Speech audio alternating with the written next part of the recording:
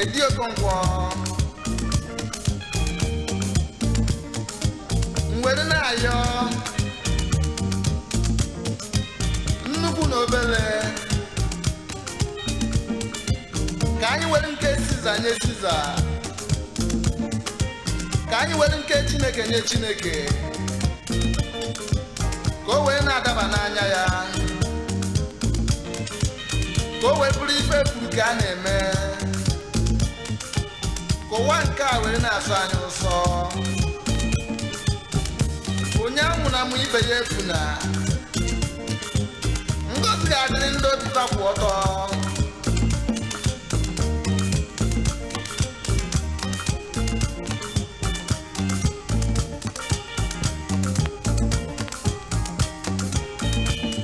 Ị na-asọpụkwa n'Chukwu kere ụwa,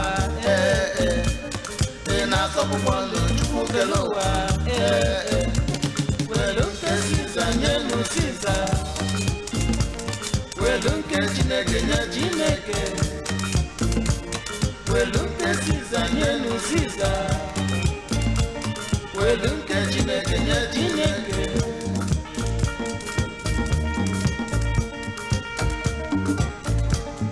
Ị na-asọpụkwa n'Chukwu kere ụwa, ị na-asọpụkwa n'Chukwu kere ụwa,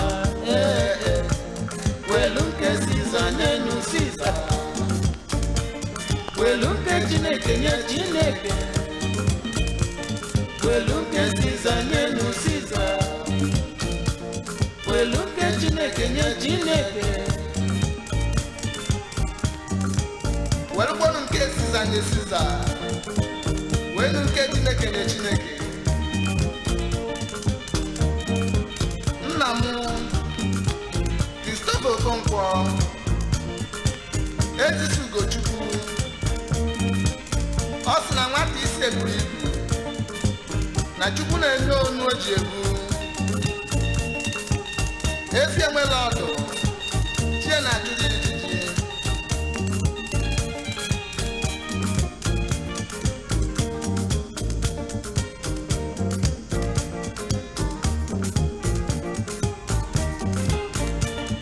Ịpụta n'ụzọ ikpere Chineke ekpere, o wee nye gị nghọta n'ezi amamife.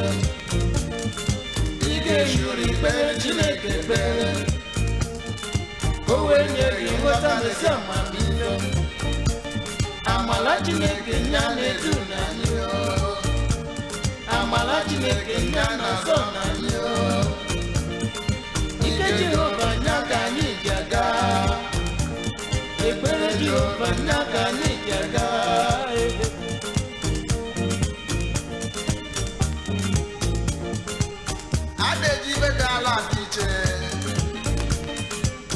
Patrick Chike Ekwealọ, nnukwu onye nna Nsugbe, nwanna ya mụchara amụcha.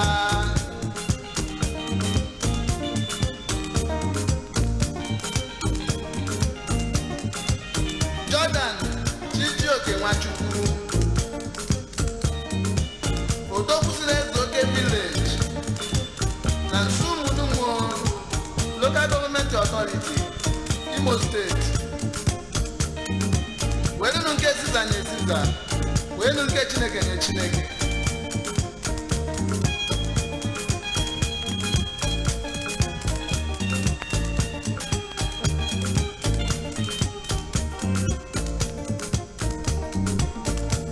Welu nke Siza nye nụ Siza, welu nke Chineke nye Chineke, welu nke Siza nye nụ Siza, welu nke Chineke nye Chineke. Onye ukwu nwere nsọpụrụ nke ya, onye nta nwere nsọpụrụ nke ya, nwa ogbenye nwere nsọpụrụ nke ya. Nnazụ ụmụ ibe anyị ga-agbara ụwa ọsọ, nnazụ ụmụ ibe anyị ga-agbara ụwa ọsọ. Anyị ama agbara ụwa ọsọ, anyị ga na-ekpere Chineke. Anya dị akụ emusi anya ebose, and Brothers Trading Company Nigeria Limited ọ bụ ndị njem ọnụ Felisi Nwanụ Ngwọ Nwụzọ Akpa n'ihe ala echeghị m ọ ga-adịrị gị mma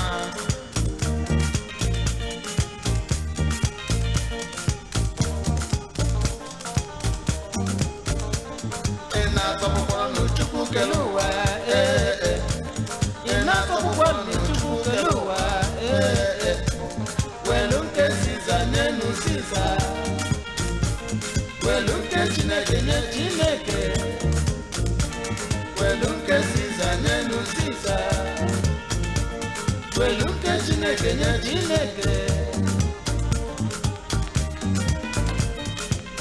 welu nke Siza nye Siza welu nke Chineke nye Chineke ụwa wee na-asọ anyị ụsọ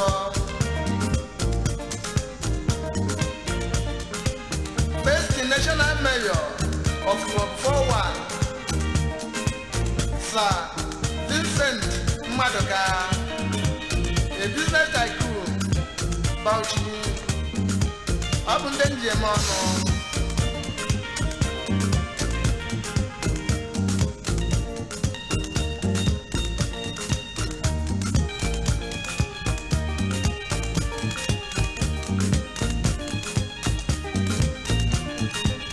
Onye ọbụla nwekwara nsọpụrụ nke ya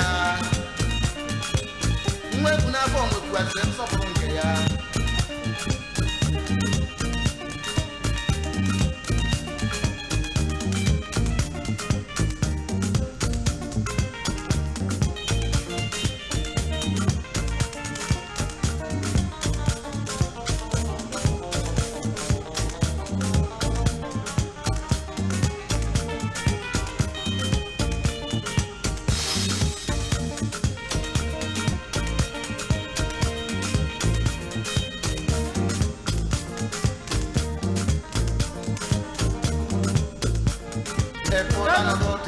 Chineke ekpere ka o wee nye gị nghọta n'ezi amamihe ị ga-echuri ekpere Chineke ekpere ka o wee nye gị nghọta n'ezi amamihe amala Chineke